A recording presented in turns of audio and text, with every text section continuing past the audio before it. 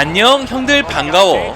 오늘은 좀 색다른 주제를 들고 와봤어. 그것은 바로 1980년 90년대의 레슬링 형님들의 마치 정글과도 같았던 락커룸 생활. 우리가 좋아했던 레슬러들이 백스테이지에선 어떻게 지냈을지 형님들은 궁금해하지 않았어? 우리가 익히 알고 있는 레슬러들 중엔 한때 엄청난 운동신경으로 왕년에 한가닥했던 선수들이 많았어. 전문 보디빌더였던 워리어 트리플 H, 스트롱맨 출신의 브론 스트로우먼, 미식축구를 부상으로 그만두었던 골드버그, 아마추어 레슬링을 하다가 온 커트 앵글 브록 레스너, 거기다 격투기 출신인 론다 로우지 캠 샹나까지 이처럼 뛰어난 운동신경으로 주위의 주목을 받았던 대단한 형님들이 출비했지. 이렇듯 자신의 인생을 화려한 경력으로 수놓았던 야수들을 한데 모아놓으면 어떠했을까? 물론 운동이나 레슬링과 같은 공통적인 화제거리로 친밀감을 돈독히 할 수도 있었겠지만 그 안에서 가진 질투와 다툼이 생기는 것은 어쩔 수 없는 우리네 인생사겠지.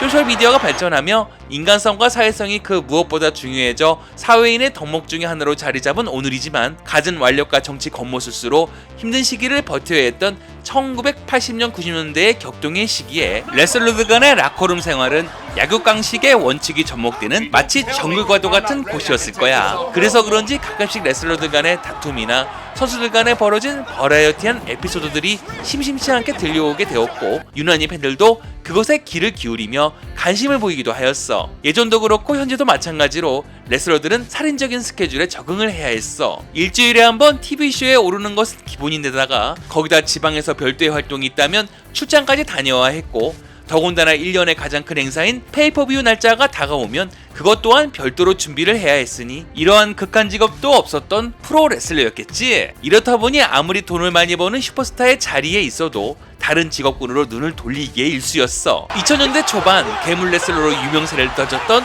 브록 레스너가 손사래를 치며 뜬금없이 미식축구계의 문을 두드린다거나 골드버거가 12년이라는 긴 시간 동안 공백기를 가진 것도 이 프로 레슬러란 극한 직업 때문이었어. 그래서 선수 관리와 비용 차원에서 정기적으로 레슬러들을 소속회사와 계약제로 일하게 했는데 UFC나 복싱 등 개인적으로 활동하기보다는 오히려 농구나 야구 등 같은 특정 회사에 소속이 되어 단체로 활동하는 모습이 더욱 두드러졌겠지. 각본으로 링에서 합을 맞춰야 하는 프로레슬링 특성상 서로 간의 공방의 완벽한 호흡을 위해 입에서 단내가 진동할 만큼 연습을 하는 것은 기본이었어. 그런 와중에 실수가 일어나기라도 하면 본의 아니게 상대에게 상처를 내거나 몇 가지 기술이 제대로 들어가지 않으면 불화가 생기기가 일쑤였지. 그로 인해 사이가 틀어지는 것은 아마도 다반사였겠지. 프로레슬링의 레전드 언더테이커는 예전 선수들이 락커룸에 총과 칼을 들고 다녔다라고 인터뷰할 정도로 프로레슬링 세계는 아마도 생각 이상의 다툼과 완력이 비일비재했던 곳이었던 것 같아. 그렇다 보니 마음 맞는 선수들끼리 사조직을 만들어 서로를 보호하려는 모습도 있었어.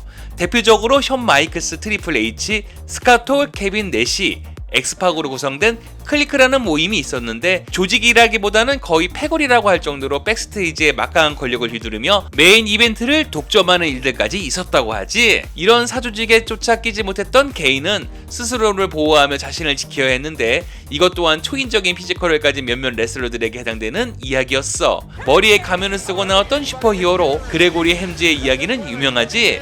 매트 하디가 탈의실의 동료 레슬러 6명에게 둘러싸여 공격을 당할 위험에 있었고 그중 한 명은 45구경 디저트 이거를 들고 있었던 급박한 순간이었어.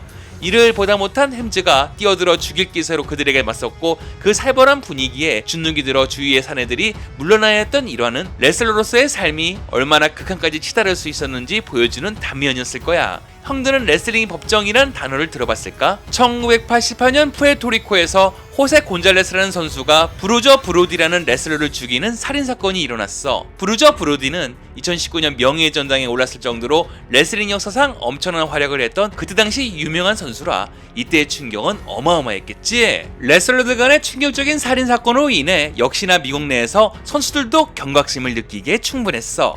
더치 만텔이라는 사람이 이런 불상사를 미연에 방지하기 위해 마치 실제 법정처럼 레슬러 간의 관계를 조율하는 암묵적 조직을 만들게 되었거든. 판사, 검사, 변호사가 존재했고 거기다 피해자와 피고인까지 있었다고 하니 그럴싸한 구색이었지만 어찌 보면 살벌함이 묻어나는 단체였어. 만인들에게 존경을 받고 있는 언더테이커 같은 레전드급 선수들이 주로 판사를 맡았고 JBL 등 껌 좀 씹고 침 좀 뱉었던 거무급 레슬러들에게 검사 역할이 주어졌어. 더 나아가 변호사를 론 시몬스, 버버레이 더들리 등이 변호를 맡았다고 하니 이 조직이 그냥 그런저런 예사 조직이 아니었다는 것을 형들도 알 수 있을 거야. 그리고 이 단체를 뒤에서 조력했던 인물들로는 프로 싸움꾼 출신이었던 하드코어 할리, 프로레슬링계 현피 1위라고 칭하고 있는 하쿠 등이 뒤에서 버티고 있었어. 그러니 어떤 판결이 나오든 이걸 무시했다간 아유, 생각하기만 해도 정말 끔찍하다.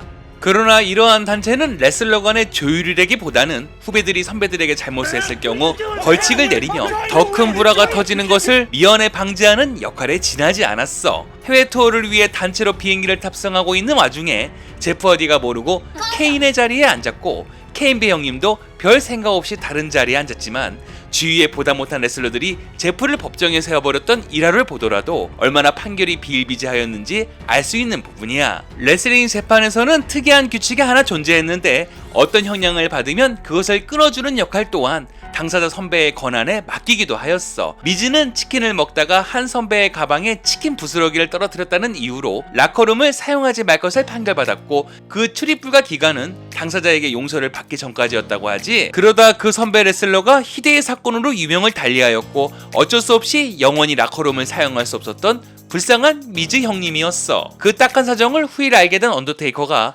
다행히도 라커룸 사용을 허락하므로 그때서야 탈의실에 발을 붙였다고 하니 참 숨만 쉬고 레슬링만 하기에도 여간 힘들지 않았던 그때 그 시절이었어. 이렇듯 힘과 연륜의 파워로 이끌어졌던 올드하면서도 강압적인 수직적인 라커룸 문화는 꽤나 부작용이 많았는데, 아무리 레슬링에 천부적인 재능이 있어도 라커룸 생활을 견디지 못해 링을 떠나는 신인들이나 레슬러들이 많았고, 오히려 동료들끼리의 동질감보다는 갖은 정치질을 하며 선을 긋는데 악영향을 미쳤거든. 그러나 시간이 지나며 오늘날 프로레슬링의 선후배 간의 화기애애한 라커룸 생활이 만들어지는 데는 많은 이들의 노력이 있었어. 2001년부터 활동해온 스타 레슬러 메이븐, 그가 선수들 간의 다툼을 미연에 방지하고자 꼭 지켜야 할 8개명을 만들게 되었어. 첫 번째, 하루 처음으로 마주치는 모든 이에게는 악수를 할 것. 두 번째, 연습 시간을 엄수할 것. 세 번째, 모든 경기가 끝나기 전까지 라커룸에서 기다릴 것. 네 번째, 자신의 연봉 및 돈 얘기는 일절 꺼내지 말 것. 다섯 번째, 경기의 내용이 바뀌더라도 군말하지 말고 따를 것. 여섯 번째, 프로듀서나 작가들을 존중할 것. 일곱 번째, 선배들을 존경하며 따를 것. 여덟 번째, 자주 링으로 와 자신의 기술을 갈고 닦을 것. 이렇게만 잘 지켜진다면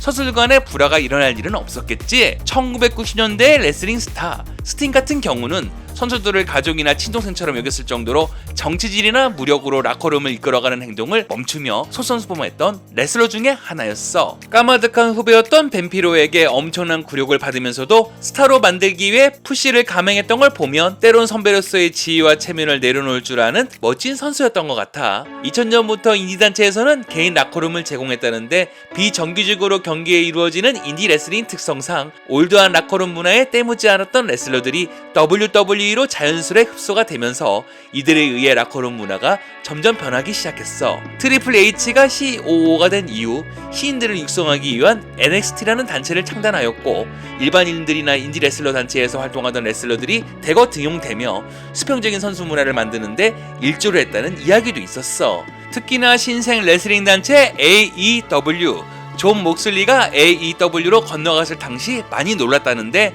마치 인디 레슬링의 라커룸 문화를 연상시키듯 선후배를 넘어선 수평적인 문화로 서로가 단체를 위해 똘똘 뭉치는 모습은 다른 단체의 부러움을 사기도 했다고 해. 그러나 이러한 변화의 조짐도 현 최고의 레슬링 단체 WWE에도 이어지고 있었어. 제비 우주가 게임 채널 업업다운이라는 유튜브를 진행하며 선수들을 모조리 끌어모으기 시작했고, 다 함께 뿅뿅뿅으로 선후배 간의 어색한 벽을 허물기 시작했다고 하지. 옛 라커룸 문화를 얘기하며 그때 그 시절 레슬러들의 모습을 옹호하는 발언을 했던 언더테이커에게 소신 발언을 하며 그것을 비판했던 레슬러가 있었으니 그는 바로 로만 레인즈. 로만 레인즈가 빅도그로 스타에 올랐던 당시 자신이 주축이 되어 선후배 간에 더욱 끈끈하게 만드는 라커룸 리더로서의 모습을 보여주었고, 현재와 같이 한데 어우러져 함께 웃을 수 있는 금쪽같은 라커룸 문화를 만들게 되었어. 예전 8, 90년대 생기를 위해 어쩔 수 없이 레슬링 세계로 발을 들여놨던 과거의 선수들과는 달리 이제 세대가 흘러 프로 레슬러가 일찍이 꿈이었던 어린 소년 소녀들이 자라나며 레슬러가 되는 시대가 도래했고, 조금 더 나은 환경에서 좋아하는 레슬링을 할 수 있도록 서로를 북돋우며 긍정적인 에너지를 만들기 위한 노력은 지금도 계속되고 있는 중이야. 오늘은 레슬링 형님들의 라커룸 문화에 대해서 알아봤어. 대규모 방출 소식이 들려오는 요즘, 우리가 좋아하는 레슬링 스타들이 더욱 좋은 환경에서 꿈을 펼치기를 바라며 이번 영상을 마무리하겠어. 아침에 찬바람이 솔솔 불어오는 요즘 감기 조심하고, 다음에도 형들이 좋아하는 레슬링 이야기로 찾아올게. 그럼 다음 시간까지 바이바이.